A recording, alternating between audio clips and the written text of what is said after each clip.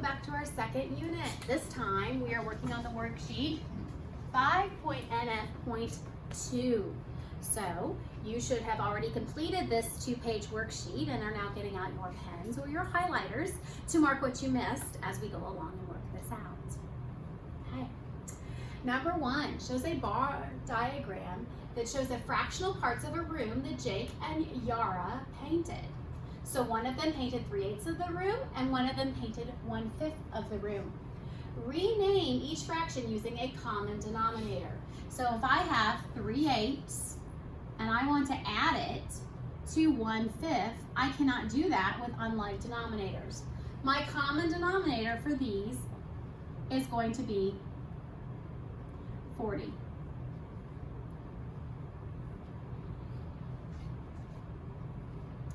Eight times 5 gives me 40. 3 times 5 is 15. 5 times 8 gives me 40. 1 times 8 is 8. So the renaming would become 15 40ths plus 8 40ths. That's all it's asking for is the renaming. Down here, I'm going to use these renamed fractions to write and solve an equation to find the total amount of the room Jake and Yara painted. So now I am taking my 15 40ths plus my 8 40ths, and I bring over my 40th. 15 plus 8 is 23. So my answer is 23 40ths. All right. Sandy Shore Elementary is collecting food for the food bank. Each grade collected the amount of food shown in the table. How much food did all 3 grades collect in all? The word all is going to tell me that I need to add all 3 of these together. And if I were to write these out over here, I have 100 1/4 plus 115 3/5 plus 130 1/2. In order to add, I need to find a common denominator between my 4, my 5, and my 2. None of them go in, not all of them. A 2 goes into a 4, but a 5 does not. So now I'm going to look at my multiples of 5, because that's my largest number. 5 times 1 is 5. 5 times 2 is 10. 5 times 3, 15. 5 times 4, 20. 4 goes into 20. 5 goes into 20, and 2 goes into 20. So that is my least common denominator. That means that I have to adjust each one of these. 2 times 10 gives me 20. 1 times 10 gives me 10. 5 times 4 gives me 20. 3 times 4 gives me 12. 4 times 5 gives me 20. 1 times 5 gives me 5. I can drop my 20th down here. I've done all the hard work for that. Now I'm adding my numerators together. 5 plus 12 is 17. 17 plus 10 is 27. What is wrong with that fraction? It is It improper. is improper. Therefore, I need to house divide. Okay, it goes in 1 time. Subtract 7. So I get 1 7/20. Am I done? What have I forgotten to do? Add the big numbers. I never added my whole numbers. I bring these down. 0, 5, 0, I have a 5. 0, 1, and 3, I have a 4. 1, 2, 3, I have 345. Now I have to take my 345 plus my 1 7/20, and I get 346 7/20. So my answer here is 346 7/20 is how much they collected in all. This is part B. If their goal is to collect 500 pounds of food, how much more do they need to collect? What am I going to do in this problem? You're going to subtract I to find am. the difference. I need to take my 500 subtract my 346 and 7/20. Oh, can I just subtract 346 from 500 and call it a day? No. No, what do I have to do? I have to borrow from my 500 and turn that into a 499 and take out my whole fraction, which is 20 over 20. Now I can drop down my 20. I subtract 7 from 20, which gives me 13. And 346 from 499, 9 minus 6 is 3, 9 minus 4 is 5, 4 minus 3 is 1. And my answer becomes 153 and 13/20.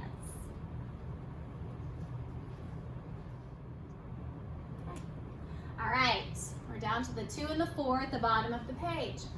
Harry made a triangle pendant with all 3 sides the same length. They are 1 2/5 inches. So here I have a triangle where each side is 1 2/5. 1 2/5. 1 2/5. What is the perimeter of the triangle? What does perimeter mean that I have to do? How do I solve for perimeter? Add up the sides. Yes, perimeter means, you guys are not as exciting as my class. Add around the sides. Equals add all sides. Oh my, yes. Okay? So that means that I am taking 1 2/5 plus 1 2/5 plus 1 2/5. Now, some of you at home can already see that you could have taken 1 2/5 times 3. But we're going to keep it to here because we're working on adding and subtraction fractions. I already have a common denominator, so I drop it down. 2, 4, 6, and 1, 2, 3. What's wrong with 6/5? It's improper. It is, so I have Oh, divide, wow. it becomes 1 1/5. I add that to my 3, and I get 4 1/5 inches. So my answer is A. Okay. Tara served 1/4 of a carton of milk for breakfast, 1/5 for lunch, and the rest for dinner. What fraction of the carton of milk did Tara serve for dinner? This is going to be a 2-step story problem. First of all, we are going to need to take what she served for breakfast, which is 1/4, and we're going to need to add that to what she served for lunch, which is 1/5. We find our common denominator, which is 20. 5 times 4, 1 times 4, 4 times 5, 1 times 5. And I drop my 20. I have 9/20. Now, the question is, what fraction of the carton did she serve for dinner? How am I going to come up with that? It's not 9/20. I have to come up with what is my whole fraction. 20 over 20. 20 over 20 is my whole fraction. So once she has served the entire carton of milk, which is the rest of it, she has served 20 over 20. Well, breakfast and lunch is 9/20. So what am I going to do to figure out what dinner was? Subtract 9/20. I'm going to take 20 minus 9. And I end up with 11. So for dinner, she had 11/20 of the carton for dinner. Okay. All right.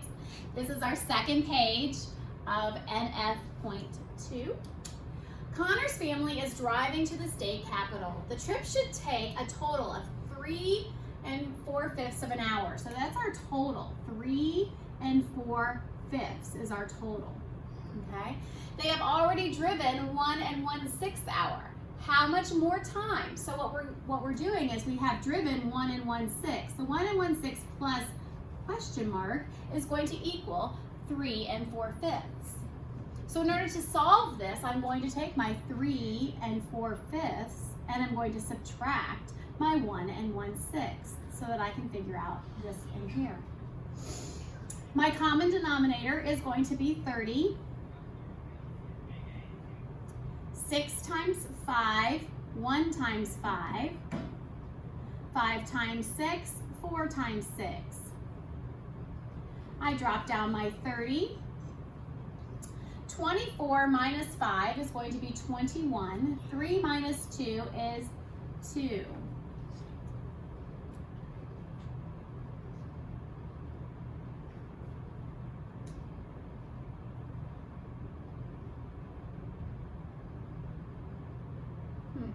Oh, my subtraction's wrong. Sorry. 14 and 1, 19 30ths. 2 and 19 30th hours. It's okay. They're used to that. People make mistakes. Okay. Here's another one where we're talking about our scaling or comparing of fractions. It is asking, is 6/10 closest to 0, 1/2, or 1? Well, let's figure it out. What is 1/2 of a denominator that is 10? That would be 5/10. Okay? And closest to 0 would be way down here, which is 1/10. And all the way up to 1, which would be 10/10. So we are sitting right here at 6/10. So what is 6/10 closest to? 5/10. Which would be closest to 1/2. Baller. Okay. All right. Cassidy had 4 1/4 inches of string. She cut off a piece that was 7/8 inches long. She thinks she has 5 1/4 minus 7/8, which would leave her with 5 3/8 inches left. Okay. If she started with 5 1/4 and she cut some of it off, how can she be left with 5 3/8? Let's put it up here and do our comparison. Just the 5s are the same, so look at our fraction. 1/4 and 3/8. How can we compare our fractions? Common denominators. Yes. So we would change both of these into a common denominator of 8. This would stay 3/8. This would become 2/8. Which one is greater? 3/8. 3/8 is greater. So does that even make sense? If she started with this and she cut something off, can she end with something that is bigger? No. No, she cannot. She cannot.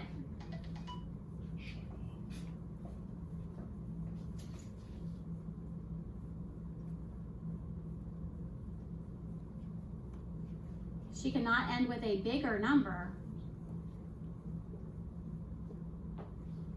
after subtracting.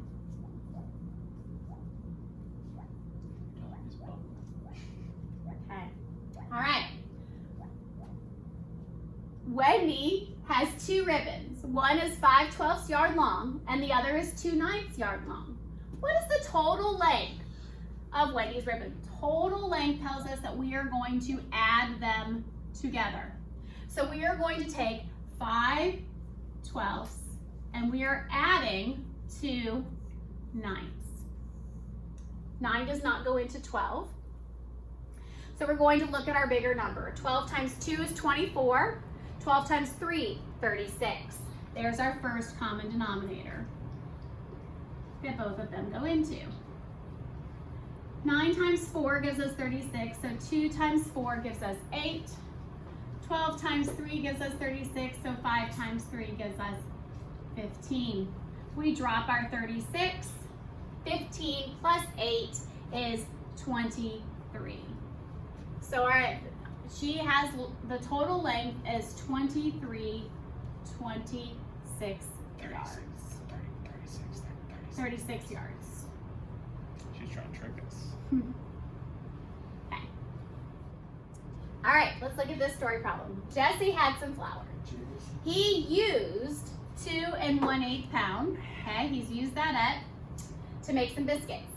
He has 1 1/4 pound flour left. How much did he have to start with? So if he used 2 1/8 and he still has 1 1/4, and we want to know what he had at the beginning, we're going to add these together. We keep 8 because 4 goes into 8, and that means I don't have to do anything to that fraction. And this one becomes an 8. 4 times 2 and 1 times 2. I drop my 8 down here. 1 plus 2 is 3. 2 plus 1 is 3. So what we had to begin with was 3 3/8 pounds of flour. That would be D. Oh, heck yeah. All right, LaShonda ran 15 2/9 yards. The other team then pushed her back 3 1/3 yards. How many yards did she gain at the end of the play? So this is like a football game where she went 5 2/9 yards, but she can't claim all of that because somebody has pushed her back 3 1/3 yards. So they would position the football back 3 1/3 yards. So this is going to mean that she went 15 2/9. She was pushed back, which is a subtraction, 3 1/3. So if you were to place the football, you have to do this math. We're going to keep the 2/9 because 3 goes into 9. We'll change this one into 9. 3 times 3 is 9. 1 times 3. Oh, I have a problem. I can't take 3 away from 2. So I have to borrow. Turn my 15 into a 14. Add my whole fraction, which is 9/9. That becomes 11/9. Now I can drop my 9. 11 minus 3 is 9. 8. 8. 14 minus 3 is 11. Yes. So they would place the ball on 11 8/9. That would be the yards that she gained.